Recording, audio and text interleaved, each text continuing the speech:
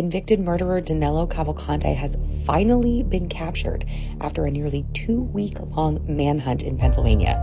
He was in bad shape when police canines sniffed him out, hiding under a pile of logs. Cavalcante escaped from prison on August 31st by crab walking up the wall, and he's been on the run in Chester County since then. For 13 days, he managed to evade some 500 agents, drones, helicopters, thermal imaging, police dogs, a community of people searching for him, and he thwarted the authorities by mostly moving around in the dark in the middle of the night.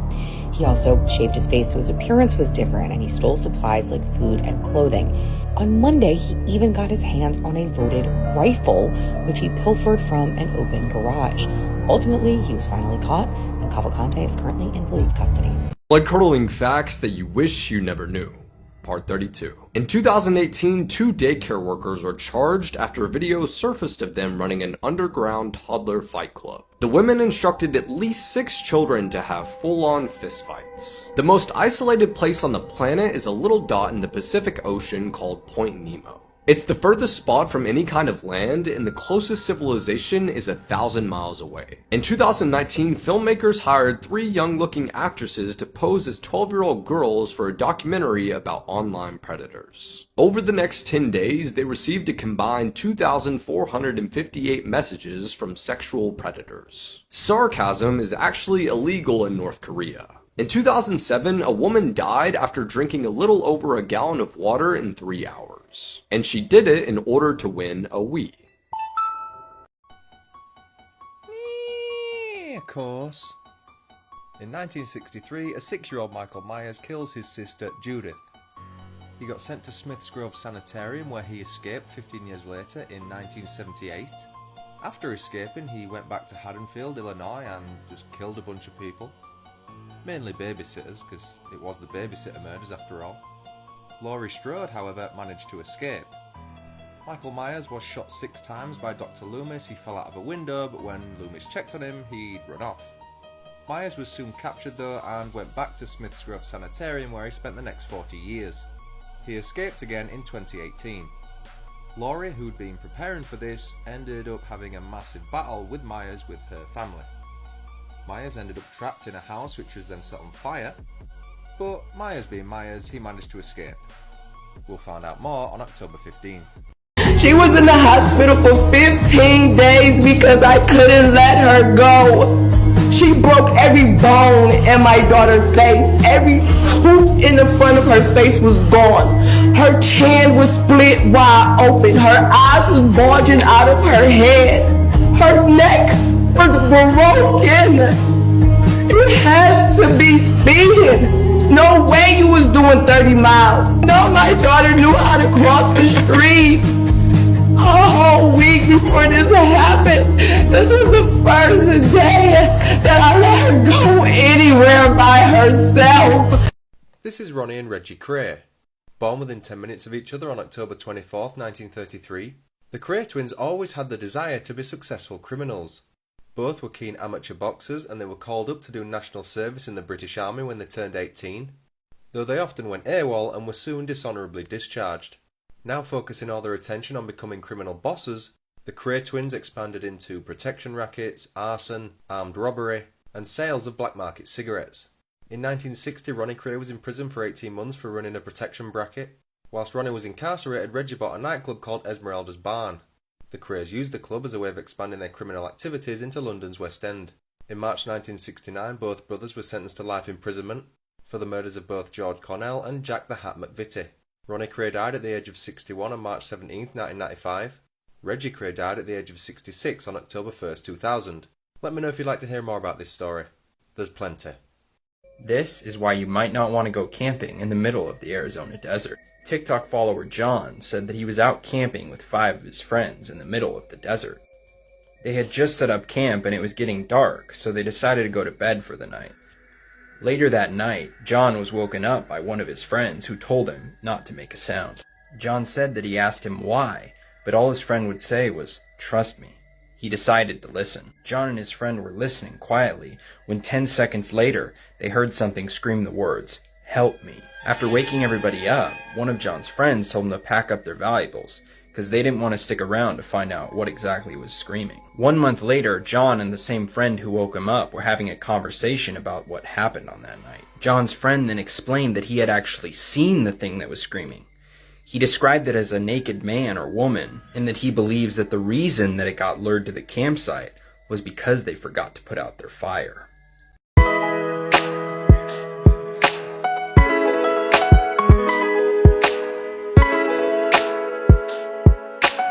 In this viral video, Omaima Ari Nelson is an Egyptian model and nanny who was convicted of murdering her husband, Bill Nelson. She claims that on Thanksgiving Day 1991, Bill had sexually assaulted her in their California apartment. Following this, Omaima stabbed Bill with scissors and beat him violently with a clothes iron. After killing him, she started cutting up his body, removed his head, and removed his fingerprints by boiling his hands. She then took the leftover turkey from Thanksgiving dinner, mixed it in with Bill's body parts, and threw them away in the garbage disposal. Later, Omaima told her psychiatrist that she had cooked her husband's ribs in barbecue sauce and eaten them, and said, quote, "It's so sweet.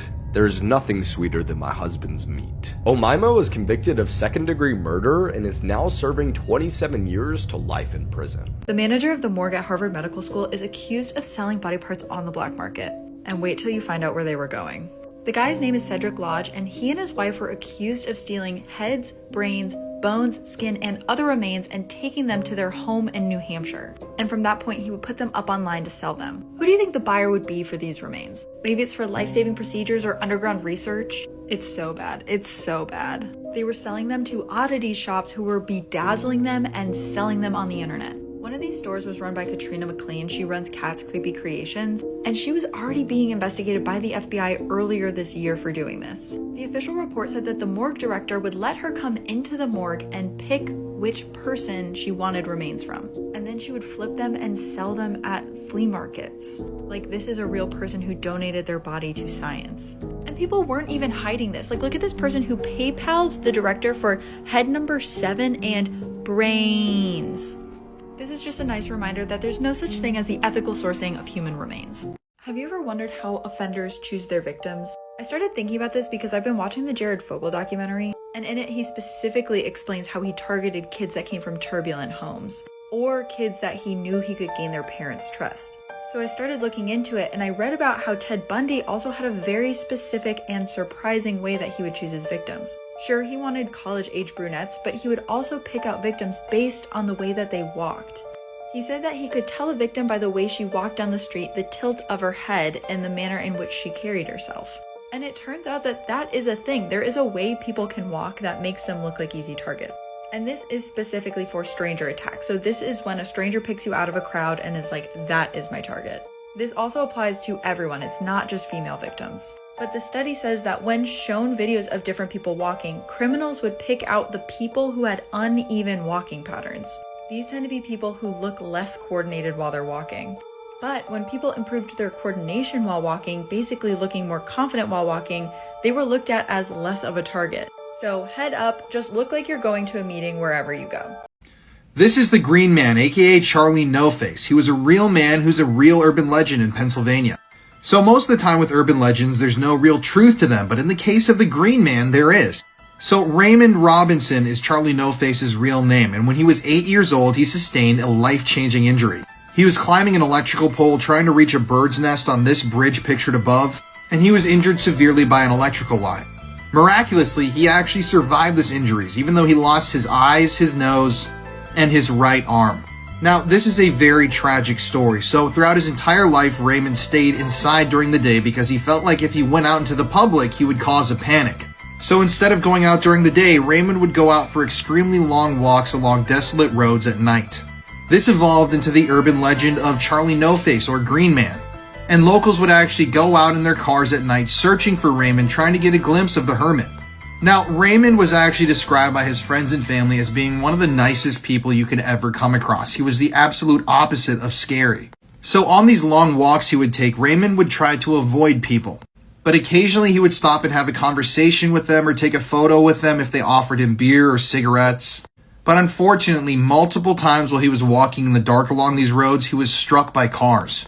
And at the age of 74 years old, in a nursing home, he passed away in 1985. The legend of Raymond, though, has only grown bigger and bigger over the years. And there are lots of reports from locals that they've seen the spirit of Charlie No Face, or the Green Man, aka Raymond, walking around those desolate roads late at night in Pennsylvania. There's even the Green Man's Tunnel in Pittsburgh, where people have seen his spirit multiple times. So, would you take a walk down this tunnel? The teenager was found guilty of murdering his family and then going to prom. However, some people believe that the real killer got away. Jeff Pelly was born into a religious family. They lived in Florida until his mum passed away from skin cancer. Jeff's dad met another woman and they all moved to Indiana. Now, Bob worked as a pastor at a local church. Tensions were high though between Jeff and his dad. It was reported that they didn't get on, and once Bob had even hit Jeff. In April 1989, Jeff was arrested for stealing CDs and money from a local house. His dad, Bob, grounded him. However, this was a big problem for Jeff, who was planning on attending the prom that weekend. It was a 2-day affair that students had waited all year for. When Bob didn't show up to Sunday service that weekend, locals were concerned. A friend called David Hathaway decided to go round to Bob's house and knock and see what was going on. When no one answered, David looked around, found a key and let himself in. Shockingly, after noticing Bob's glasses on the floor, he then saw his dead body. When police arrived, they also found Dawn on the floor clutching her 2 dead daughters. Jeff and 2 of his sisters were the only survivors. Police got to work with checking their alibis. Now, one of the sisters had been out of town with a friend and the other had been at a sleepover. Prior to going to his prom, Jeff had been the only one around. He also had a reason to be angry at his dad. However, there was no actual evidence to link him to the crime. In 2002, though, Jeff was charged with the prom night murders. He was actually living in Florida by this time and had a family of his own. Now, despite there being very little forensic evidence to link him to this crime, he was found guilty and sentenced to 160 years. A few years later, the McKinney Wrongful Conviction Clinic filed a motion for post-conviction relief. Jeff still remains behind bars and a judge is making a decision whether to grant him a new trial. This is the ISIS tank video, one of the most disturbing videos you should never watch explained. The video begins with the 19-year-old prisoner in an orange jumpsuit with his hands tied behind his back. He goes on to explain in Arabic he is a Syrian soldier and a tank driver who used a tank to run over the bodies of the Islamic State soldiers. After the victim finishes this statement, the video transitions and shows an ISIS member in a white robe standing behind him, and the man in the white robe reads a statement that says the following: "This man ran over the dead bodies of our brothers with a tank. So it has been decided that we will run over him with a tank while he is still alive." About 1 minute and 46 seconds into the video, it transitions to a new segment, which is the execution. The video has dramatic music in the background and it resembles a human heartbeat. It then shows the victim walking down the street in one scene and then the tank driving down the road in another. The video jumps again and shows the victim standing in the road with his hands tied behind his back and also his feet tied together so he can't run away. The tank then drives towards the victim, and as it gets closer, the victim tries to jump out of the way but is unsuccessful. The tank's tracks then crush the victim as he tries to get away. The camera view then changes and you get a head-on view of the tank tracks running over the victim. After the tank runs over the victim, you see 4 armed ISIS members cheer as the victim's crushed and dead corpse lies on the road. You then get a close-up of the body, which is extremely disturbing. The victim's legs have been completely crushed and you see his mangled feet and legs and also crushed bones. The victim's head has also been completely flattened and destroyed, with brain matter, flesh, and pieces of skull all over the road. You continue to hear the ISIS members cheer in the background as the video concludes. According to reports, this was the first time ISIS used the tank as an execution method, but became a very popular way they executed in the future. Whatever you do, I beg you to never go searching for this video. It's extremely graphic and it's just extremely sickening to watch. This is the Hello Kitty murder case, one of the most disturbing murders you will ever hear about. This is Fan Man Yi, the Hello Kitty murder victim. On March 17th, 1999, Fan was abducted by 3 men and a girl at her flat. The group then took her to an apartment where they imprisoned her for a month. The apartment was rented out by one of the killers and they intended to make money off Fan by pimping her out to other men. During her imprisonment, she was tortured and raped, and according to one source, she was beaten up with metal bars and sometimes while being strung up and used as a punching bag. On one occasion, Fan was kicked in the head around 50 times. Spices were rubbed into Fan's wounds, her legs and feet were burned with candle wax, and hot plastic so she was unable to walk.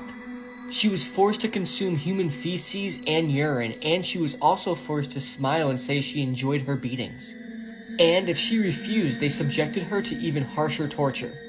This treatment eventually led to traumatic shock and ultimately her death. Fan succumbed to her wounds between April 14th and April 15th, 1999. Some sources claim that she died while her captors were out, while others say she died overnight. Upon discovering her body, Fan's captors dismembered and boiled her remains.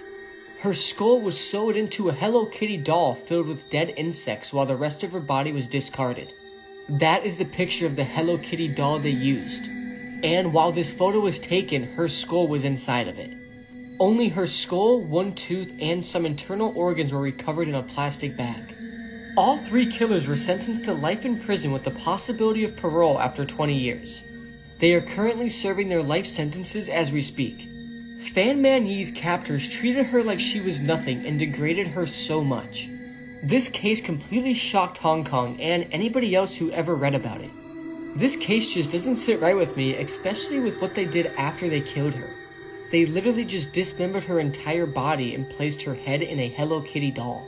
I feel so bad for her family, and may Fan Man Yi rest in peace. This woman sued San Diego County for $4 million after self-enucleating in jail. Self-enucleation is actually the act of removing your own eyeballs. On May 6, 2019, Tanya Suarez was picked up by the police on the street after taking M with her boyfriend. She admitted to being under the influence of drugs and was arrested. But on the way to jail in the back of the police car, she started to hallucinate, and she thought that she was being taken to jail to be tortured. She thought that the only way to prevent this was to remove her eyeballs before anyone else could. While Tanya was being booked into jail, she started to claw at her eyes. Shockingly, she was then pinned down by deputies and had her clothes cut off as well as her acrylic nails. Her nails cracked, leaving jagged edges, and she was then placed into a restraint chair for a medical evaluation. Tanya told the nurse that she suffered from bipolar, took psychiatric medication, and was actually hallucinating and wanted to harm herself. This nurse should have known how to deal with somebody that was intent on harming themselves, and she should have been given one-to-one monitoring until she could be assessed the next day by a medical professional. Instead, Tanya had her handcuffs taken off and she was placed completely naked into a safety cell, which is essentially 4 concrete walls with a hole in the floor for a toilet. Tanya then saw a female deputy at her cell door filming her with a mobile phone, and she started making violent gestures towards her eyes, indicating that she was about to gouge out her own eyeballs. Absolutely nothing was done to intervene or stop Tanya from harming herself, and this deputy actually then watched as Tanya used her cracked nails to gouge out her right eyeball. The deputy then watched for a while before walking away and getting 2 other members of staff. When they got back to the cell, Tanya was covered in blood and both of her eyeballs were on the floor. Tanya was taken to hospital where she spent the next 2 months and was eventually fitted with prosthetic eyes.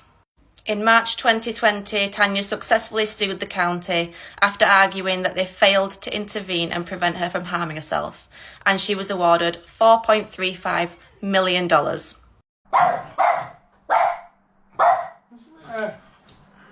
What? Look in there, mate. Look in there. What? Look in there.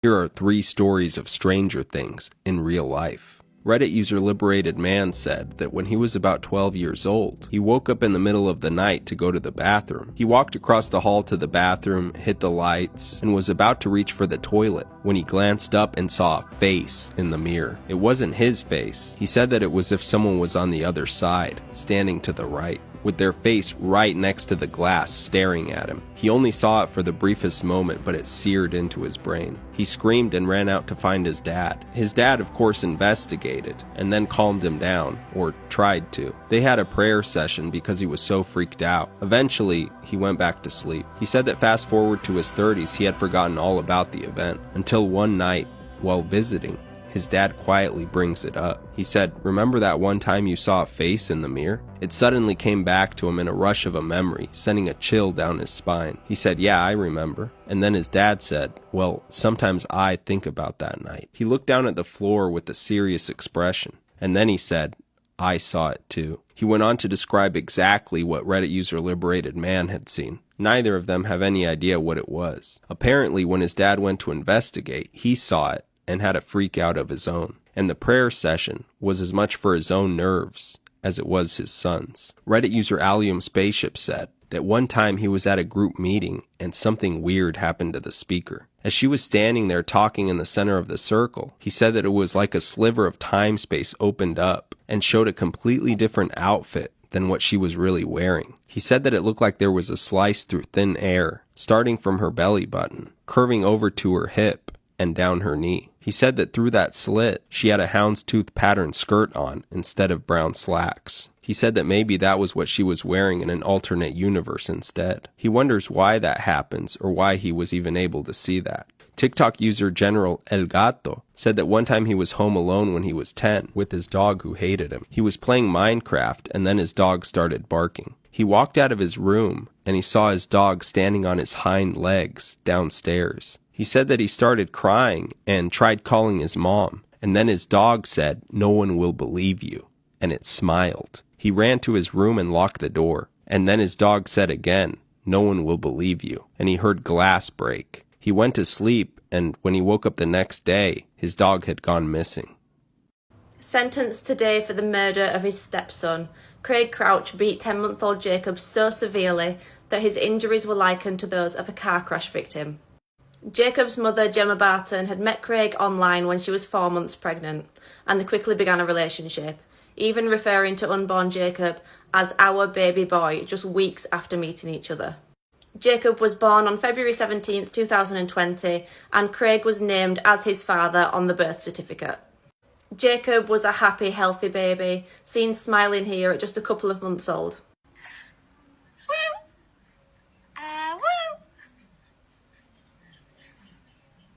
However, from the age of around 4 months, Jacob was subjected to horrific assaults at the hands of the people that should have protected him the most. This recording from Gemma's phone shows Jacob visibly with a swollen black eye, and what's heard in the background is absolutely chilling. Very quiet in there. You killed him? No. Well, only if you had.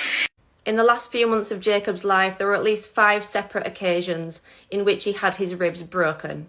Those breaks then healed, only to be broken again during subsequent attacks and from having his ribcage squeezed by adult hands. On December 30th, 2020, 999 received a call from a very calm and collected Craig. Ambulance, is the patient breathing? No, he's passed away. I've just gone in to go and check in and he's stone cold, he's gone. When paramedics arrived at the scene, it was clear to them that Jacob had already been dead for some time. He was laid in his cot, covered in bruises, and it was very obvious that his death was not accidental or natural. Jacob had been beaten so badly in the days prior to his death that his bowel had been perforated due to being kicked or stamped on. This is a sort of injury that's usually only found in high-impact car crash victims or people that have fallen from a height. Jacob died from peritonitis, which is an infection of the lining of the abdominal organs. He also had 39 rib fractures, 19 bruises, and several internal injuries. He died alone in his cot in absolute agony. Craig and Gemma's story to the police was that they'd found Jacob dead in his cot around 7 a.m, and that prior to this he'd been absolutely fine, apart from refusing a bottle the night before. However, on checking the couple's phones, it was clear to police that they had caused Jacob's death. Several messages between the couple referred to Jacob as the devil. Gemma admitted to even feeding Jacob his own sick, and Craig had instructed Gemma in one message to bath Jacob in just bleach and hot water. They were both arrested on January 5th, 2021, and they actually carried on their relationship together, despite their bail conditions saying that they shouldn't have any contact. It was a lengthy trial with a lot of harrowing evidence, and the court actually heard that once that fatal injury was inflicted, had they sought medical attention straight away, Jacob might have survived. Detective Inspector Paul Bullock said, quote, "As a father, I cannot comprehend what happened in that house, and my thoughts remain with Jacob's wider family, who have been left devastated by his death. I hope that today's verdict brings with it a degree of closure for them, and that it begins the process of them being able to grieve for Jacob and remember the happier times with a much-loved child." On sentencing today, the judge said that Jacob was a smiling, happy baby that never complained about the treatment he received. He had to put up with it, and he did so in smiling and laughing in defiance of his tormentors. On addressing the defendants, he said, "You, Mr. Crouch, struck the blow that tore the lining of Jacob's stomach and perforated his bowel, causing his death. And you, Miss Barton, did nothing to protect him." Jacob's mother, Gemma Barton, sobbed in the dock today. She was read out her sentence of 10 years. She was told that she'll serve half of that sentence, less the time that she's already spent in jail, which is 390 days, meaning she'll actually be eligible for parole in less than 4 years. Craig Crouch was also sentenced today, and he's received life in prison with a minimum of 28 years. He's shown absolutely no remorse, no explanation for what he did, and no apology.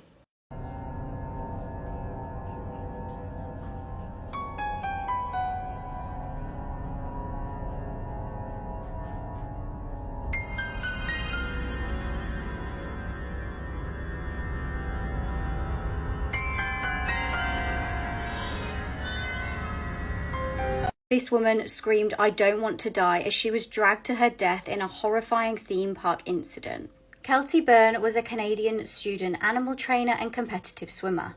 She was working at Sealand of the Pacific to earn extra money, and this involved being trained to work with orcas, otherwise known as killer whales. In controversial theme parks such as Sealand of the Pacific and SeaWorld, huge animals are either bred in captivity or traumatically captured and ripped apart from their families and natural habitats for humans' entertainment. On February the 20th, 1991, Kelty was working a shift and 3 whales were in one of the pools, including the infamous Tilikum. In a horrific turn of events, Kelty accidentally slipped and fell into the whale pool and attempted to grab onto the edge and save herself. However, before she could do so, she was grabbed by one of the whales that dragged her into the pool. The 3 whales then began throwing Kelty around, with many speculating that they may have simply thought this was a game. Others theorised that the whales were so traumatised and angered by their lives in tiny little pools that they took it out on Kelty.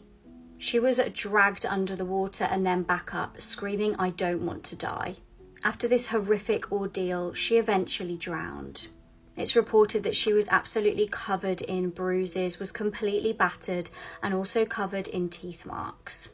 If I didn't know this was a true crime case, I would think it was a disturbing horror film. On the morning of the 7th of October 2022, a barefoot woman was running around Excelsior Springs, Missouri, bashing on people's doors. Witnesses describe her looking like she came straight from a horror film, and she was calling for help. She'd been beaten, held captive, and SA'd for weeks. The woman was a shocking sight. She was covered in injuries and was wearing a bin bag. Disturbingly, she was gasping for breath as she had a very tight metal collar locked round her neck. It was a nurse who opened the door to her and let her come in. The nurse started to call police, and at this point the woman panicked. She warned her that the captor would kill her and claimed that he had killed her 2 friends. When police got there, the woman explained that a man called Timothy had captured her the month prior. He'd been holding her hostage this whole time. She said he'd been keeping her locked in the basement and had been SAing her. Disturbingly, she told police that he actually had a young son who lived at the house with him. When Timothy had taken his young son to school the one day, she used it as her opportunity to escape. Police made their way to the home of 39-year-old Timothy Hazlitt Jr. and found the property did in fact have a basement like the woman described. Timothy was arrested and is facing 9 charges, including first-degree kidnapping. He's being held on a $3 million bond and faces 5 life sentences. Before his arrest, police were actually called to his address 3 times. Twice they were asked to do welfare checks, and this was from an employer and also family members. Police have searched his home with cadaver dogs and they haven't yet released what they know.